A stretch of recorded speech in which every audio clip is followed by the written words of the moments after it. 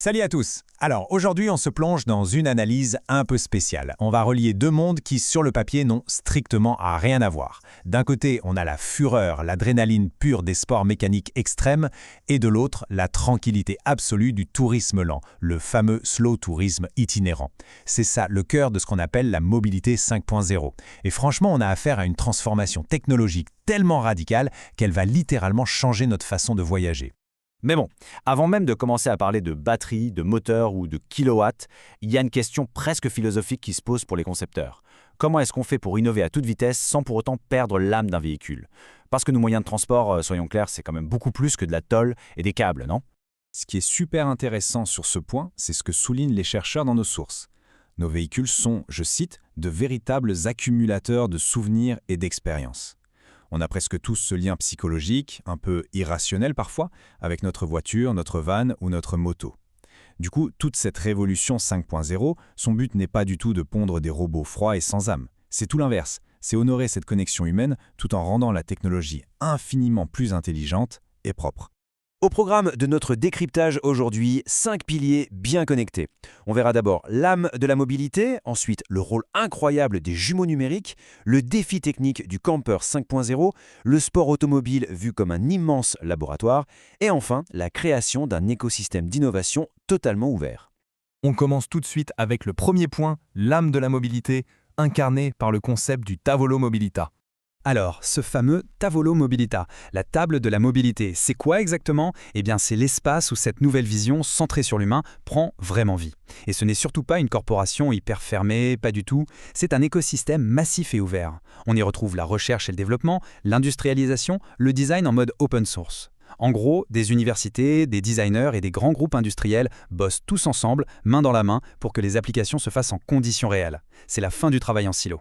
On passe à la deuxième section, les jumeaux numériques et la sécurité, ou comment utiliser les tests virtuels pour la vie réelle. Pour que ce travail d'équipe fonctionne, il y a une technologie clé qui rend toute cette innovation possible et surtout très sûre, le jumeau numérique. Pour faire simple, c'est un clone digital absolu. Imaginons pouvoir recréer chaque petite pièce d'un moteur ou carrément une route de montagne entière, mais dans un environnement 100% virtuel. C'est un outil de dingue. Ça permet d'analyser toute la télémétrie et d'anticiper la moindre faille de sécurité bien avant qu'un vrai prototype ne pose un pneu sur l'asphalte. Le gain de temps et de fiabilité est monumental. Ce qui nous amène à notre troisième point, une application très concrète de cette technologie, le défi du camper 5.0 et le tourisme itinérant durable.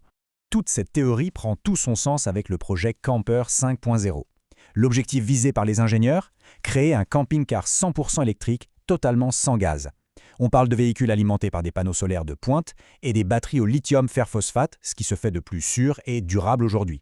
On ajoute à ça des matériaux de construction écologiques et des systèmes embarqués pour réduire massivement la consommation d'eau et on obtient la promesse d'une autonomie vraiment totale. Le rêve absolu pour voyager sans polluer. Mais bon, il y a un grand mais. La physique finit toujours par nous rattraper. L'obstacle majeur aujourd'hui, ce qui freine la sortie de ces fameux camping-cars électriques, c'est le poids. C'est une vraie guerre de tranchées techniques entre le poids énorme des batteries nécessaires pour déplacer un tel engin et la charge utile qu'il nous reste pour embarquer des passagers, des valises ou du matériel. Voyons comment ça se traduit concrètement sur la route. En Europe, un camping-car classique est soumis au permis B, limité à 3,5 tonnes. Sauf que, si on y intègre ces fameuses batteries électriques très lourdes, la charge utile fond comme neige au soleil. Parfois, selon les modèles, il ne reste que 175 petits kilos. Autant dire, à peine le poids de 2 adultes et de leurs affaires de toilette. C'est ingérable. D'où l'importance cruciale de la législation. L'Union européenne propose d'étendre cette limite à 4,25 tonnes pour les véhicules verts. Ça prouve bien que la meilleure technologie du monde ne peut rien faire si les lois ne s'adaptent pas. Quatrième section, le sport automobile comme laboratoire, de vrais terrains d'essai extrêmes. Allez, on change complètement de décor, on quitte la tranquillité des campings pour l'adrénaline pure du circuit. Alors on pourrait se demander quel est le rapport entre la course automobile et la mobilité durable. C'est tout le principe du cheval de Troie. La piste de course, en fait, c'est un laboratoire à ciel ouvert impitoyable. L'idée est logique. Si un moteur électrique ou un système de batterie survit aux contraintes incroyables, au choc et au stress extrême d'une course, alors on peut être sûr à 100% que cette technologie sera ultra fiable pour nos trajets tous les jours en ville.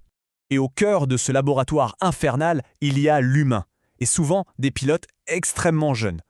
Les sources de cette étude mettent vraiment en avant des talents hallucinants. Par exemple, des jeunes comme William Zicchino qui domptent des karts dès l'âge de 4 ans. Oui, 4 ans. Ou encore Giovanni Celitri, qui, à seulement 14 ans, tourne déjà sur des 125cc à des vitesses folles.